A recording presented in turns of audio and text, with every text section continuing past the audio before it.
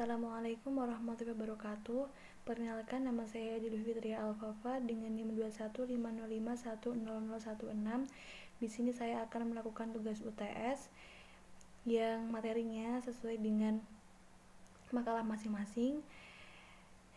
Yang saya di sini mendapatkan tema yang berjudul Pancasila sebagai Etika.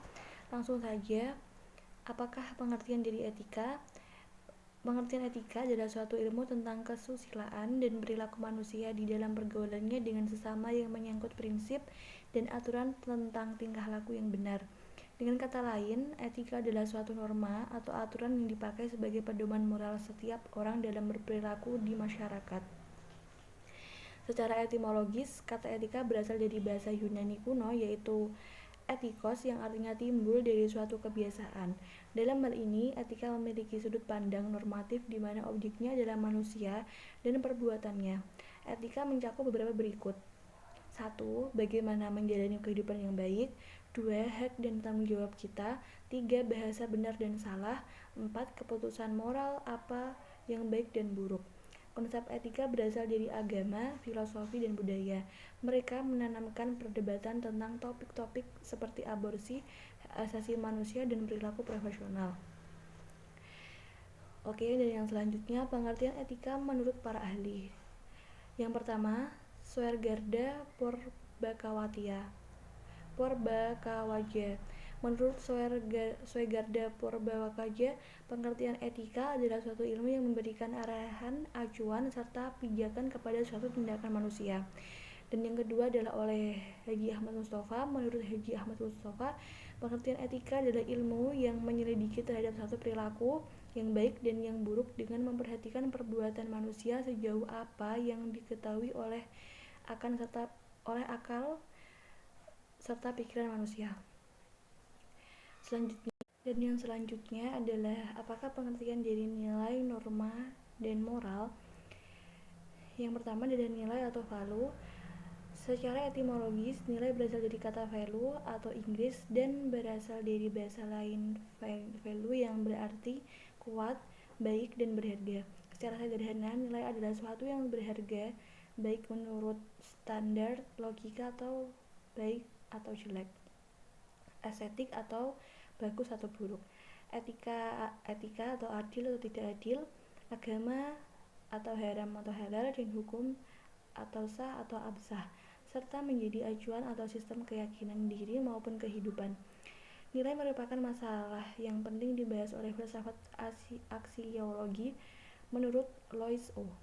Katsoff, mengartikan aksiologi sebagai ilmu yang menyelidiki hakikat nilai yang pada umumnya ditinjau dari sudut pandang kefilsafatan. Sesuai dikatakan mempunyai nilai apabila ia bermanfaat dalam kacamata manusia yang memberikan penilaian. Dan yang selanjutnya adalah yang kedua adalah norma. Norma dalam bahasa Arab disebut kaedah dan dalam bahasa Indonesia diterjemahkan dengan istilah pedoman. Setiap norma mengandung perintah atau mengandung larangan untuk melakukan. Hal itu diwujudkan dalam bentuk tertulis atau tidak tertulis oleh lembaga yang berwenang untuk membentuknya.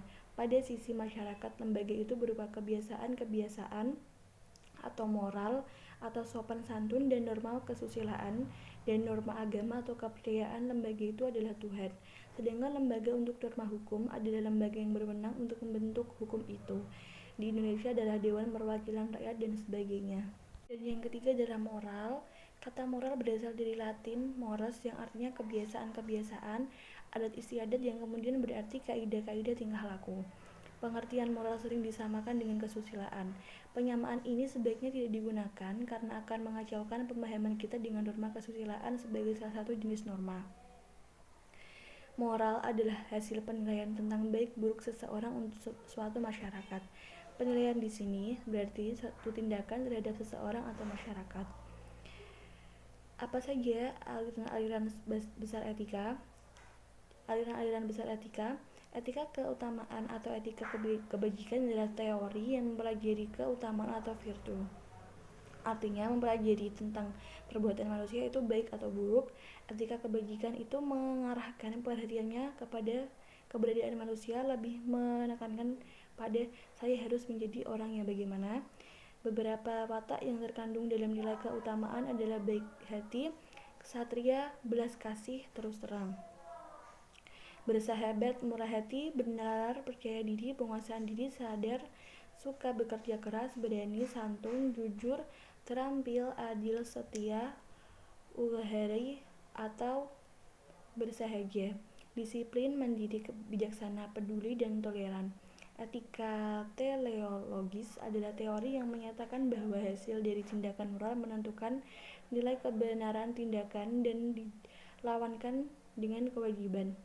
Seseorang yang mungkin berniat sangat baik atau mengikuti asas-asas moral yang tertinggi, akan tetapi hasil tindakan moral itu berbahaya atau jelek, maka tindakan tersebut dinilai secara normal sebagai tindakan yang tidak etis.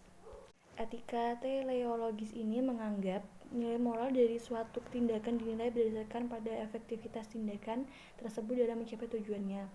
Etika teleologis ini juga menganggap bahwa di dalamnya kebenaran dan kesalahan suatu tindakan dinilai berdasarkan tujuan akhir yang diinginkan. Aliran-aliran etika teleologis meliputi eudaimonisme, hedonisme, utilitarianisme.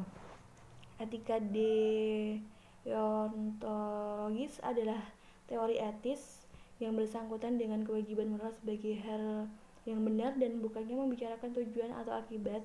Kewajiban moral bersambungan dengan kewajiban yang seharusnya, kebenaran moral, kepatutan. Kewajiban moral mengandung kemestian untuk melakukan tindakan. Pertimbangan tentang kewajiban moral lebih diutamakan daripada pertimbangan tentang nilai moral. Konsep-konsep nilai moral atau yang baik dapat didefinisikan berdasarkan pada kewajiban moral atau kelayakan rasional yang tidak dapat diturunkan dalam arti tidak dapat dianalisis. Kesimpulan dari Pancasila sebagai sistem etika adalah cabang filsafat yang dijabarkan dari sila-sila Pancasila untuk mengatur perilaku kehidupan masyarakat, berbangsa, dan bernegara di Indonesia. Oleh karena itu, di dalam etika Pancasila terkandung nilai-nilai ketuhanan, kemanusiaan, persatuan, kerakyatan, dan keadilan.